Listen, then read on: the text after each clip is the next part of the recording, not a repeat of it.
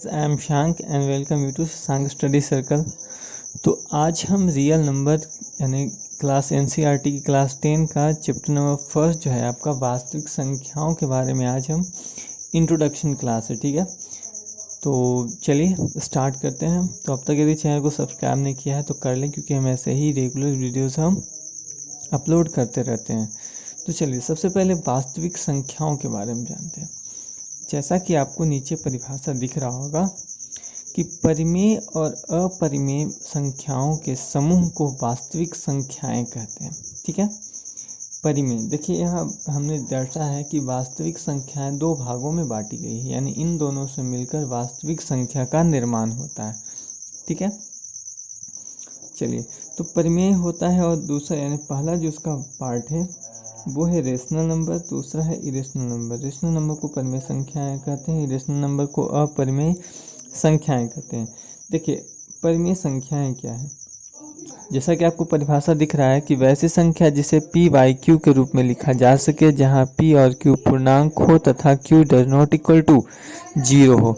यानी एक चीज समझिए कि वैसी संख्याएं जिसको हम बटा में लिख सकते हैं वे संख्याएं परिमेय होगी, और जिस संख्या को पी वाई क्यू के रूप में नहीं लिखा जा सकता है उसे हम क्या कहेंगे, अपरिमेय संख्याएं कहते हैं।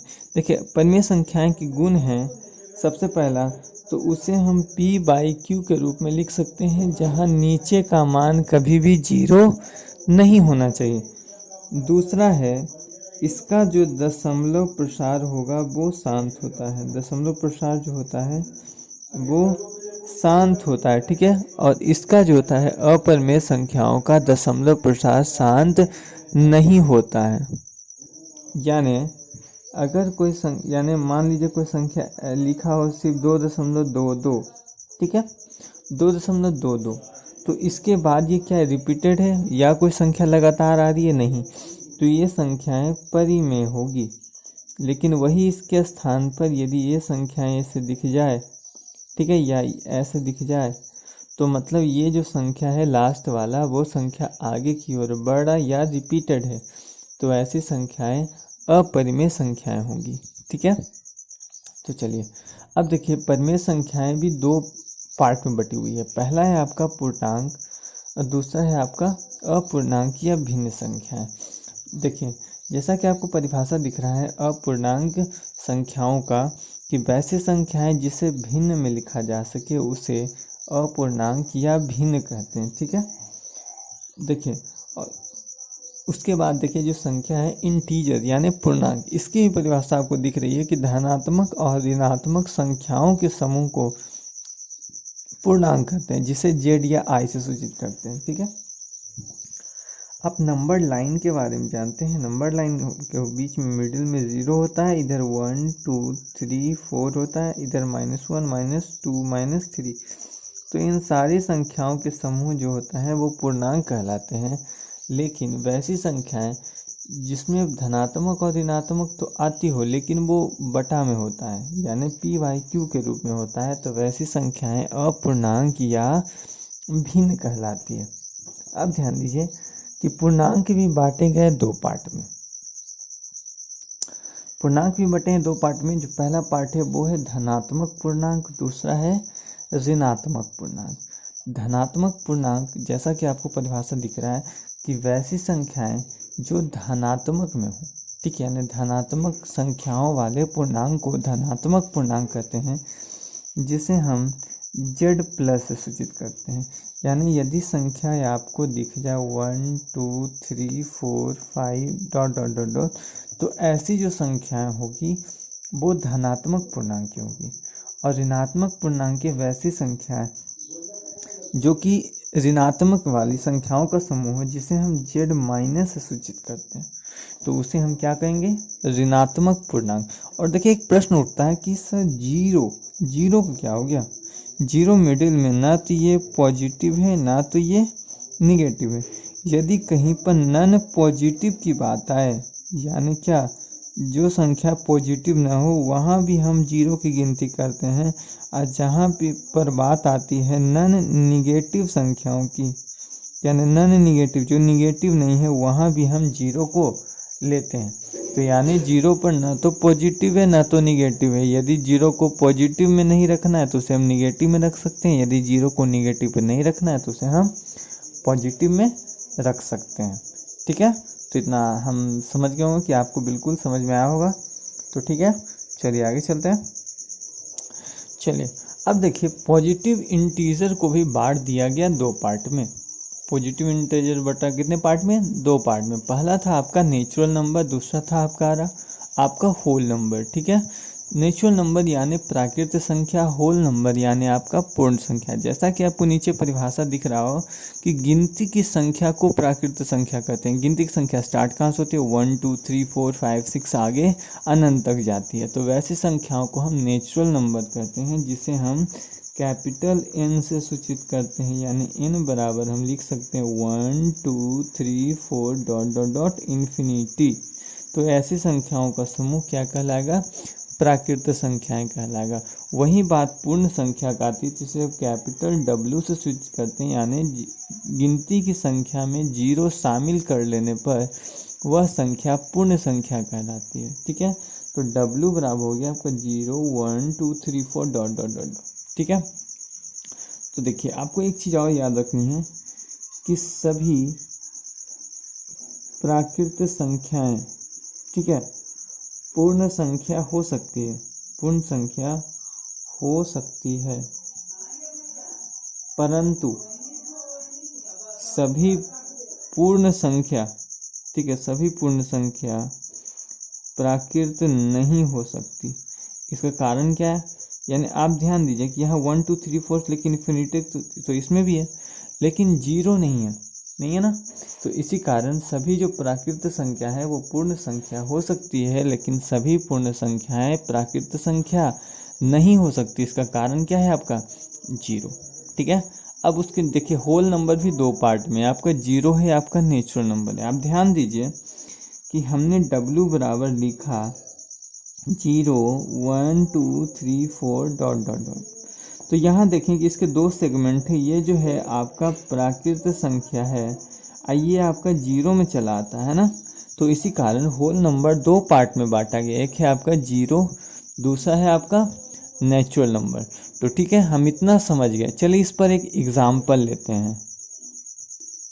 चलिए हमारे सामने जो उदाहरण है एक्सरसाइज 1.3 एनसीईआरटी का एक एग्जाम्पल है। ठीक है, हमारे सामने हमने एक एग्जाम्पल लिया है एक्सरसाइज 1.3 का। अगर ये आपको समझ में आ गया तो एक्सरसाइज 1.3 हम गारंटी लेते हैं, 100% गारंटी आप पूरा का पूरा बना देंगे, एक भी क्वेश्चन में आप रुकेंगे नहीं। ठीक है, तो चलिए सबसे पहले प्रश्न है हमारा, सिद्ध करें कि √3 एक अपरिमेय संख्या है। जहाँ पर भी आपको अपरिमेय सिद्ध करने का हो वहाँ पर हम उसके उल्टा लेते हैं, यानी इसको मानते हैं माना √3 एक परिमेय संख्या है। ठीक है, हमको इसको सिद्ध करना है, एक परिमेय संख्या है। अब देखिए परिमेय होने का शर्त है कि वो p/q के रूप में लिखेगा। ठीक है, यानी p तथा q क्या होना चाहिए? पूर्णांक हो। ठीक है, ये तो शर्त है। तथा q does not equal to 0, तभी वो संख्या क्या कहलाएगी? परिमेय संख्या होगी। अब हम क्या कर लेते हैं, देखिए इसको मल्टीप्लाई कर देते तो हो जाएगा √3q बराबर p हो जाएगा, दोनों तरफ वर्ग कर देने पर। ठीक है, दोनों तरफ इसका क्या कर देते हैं? स्क्वायर कर देते हैं। अब स्क्वायर करने पर क्या होगा भाई? तो जब हम इधर भी स्क्वायर करेंगे और इधर भी स्क्वायर करेंगे तो होगा क्या? स्क्वायर से रूट खत्म, यानी 3q स्क्वायर बराबर p स्क्वायर। और एक चीज और, तथा यहाँ लिख लिया, तथा इसका सार्वगुणनखंड जो होना चाहिए वो 1 होना चाहिए। सार्वगुणनखंड का मतलब है कि दोनों जो संख्याएं होनी चाहिए उसका गुणनखंड मात्र कितना होना चाहिए? 1 होना चाहिए, उसके अलावा कोई और भी संख्या नहीं होना चाहिए। ठीक है, जैसे हम 4 लिखते हैं तो 4 को हम ऐसे लिख सकते हैं 2 गुने 2 गुने 1। तो एक जो लास्ट में आता है वो उसका सार्वगुणन, यानी कोई संख्या जैसे कि इसका गुणनखंड 2 हो गया, लेकिन कितना चाहिए? जैसे 2 3 दे दिया कोई संख्या, तो 2 गुना 1 3 का 3 गुना 1। अब देखिए 2 3 से तो मिलता नहीं, इसका आंसर कितना लिखाएगा? 1 आंसर। तो इस प्रकार इसका जो आंसर आना चाहिए वो 1 आना चाहिए। तो चलिए देखते हैं आता है या नहीं आता है। अब देखिए यहाँ P 3Q को विभाजित करता है, ठीक है, विभाजित करता है, यानी आप ध्यान से देखिए तो कोई एक संख्या होगी, 3Q स्क्वायर बराबर पी स्क्वायर, यानी कोई सिंगल संख्या, यानी ये संख्या इसको विभाजित करता होगा, ये संख्या भी इसको विभाजित करता होगा, ठीक है। P जो है 3Q को विभाजित करता है तथा 3 ये जो संख्या है P को विभाजित करता है, को विभाजित करता है, यानी जो यहाँ पर हमारा सार्व गुणनखंड आया इस संख्या के लिए वो कितना आया, 3 आया। तो चलिए अब इसके आगे चलते हैं। अब माना P बराबर 3m, अब मान लेते हैं P बराबर 3m, तब क्या हो जाएगा, यहाँ से चलते हैं, ठीक है, इसको मानते हैं समीकरण 1 से, तो समीकरण 1 से, चलिए समीकरण 1 से देख लेते हैं। तो 3Q स्क्वायर इधर हो जाएगा कितना, 3 का स्क्वायर 9P स्क्वायर, 3 तिया 9, यानी Q स्क्वायर बराबर 3P स्क्वायर हो गया, यानी सिर्फ 3 भी मान सकते हैं, m तो हम ऐसे ही रख दिए कि चलो m लेके देखते हैं। अब यहाँ भी देखें तो यहाँ Q 3P को विभाजित करता है, तो विभाजित करता है तथा 3Q को विभाजित करता है, ठीक है, यानी जो यहाँ जो गुणनखंड आया वो कितना आया, 3। लेकिन हमको मानना क्या था कि इसका जो सार्व गुणनखंड आता है वो 1 आना चाहिए, क्या आया, नहीं आया। तो हम यहाँ लिखेंगे कि हमारा मानना गलत हुआ, हमारा मानना गलत हुआ, या हम लिख सकते हैं यहाँ विरोधाभास हो रहा है, या लिख सकते हैं या यहाँ विरोधाभास हो रहा है, क्योंकि परिमेय संख्याओं का जो सार्व गुणनखंड होता है वो 1 होता है, क्योंकि परिमेय संख्याओं का सार्व गुणनखंड 1 होता है, परंतु यहाँ 3 है, परंतु यह क्या है, 3 है, अर्थात यह जो संख्या है वो परिमेय नहीं है, यानी यहाँ हम इसके बाद लिखेंगे अर्थात √3 एक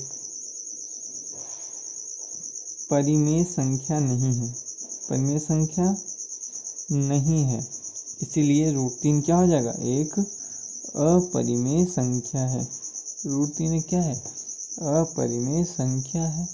यही तो हमें प्रूव करना था, तो हमने क्या किया, प्रूव कर दिया, ठीक है।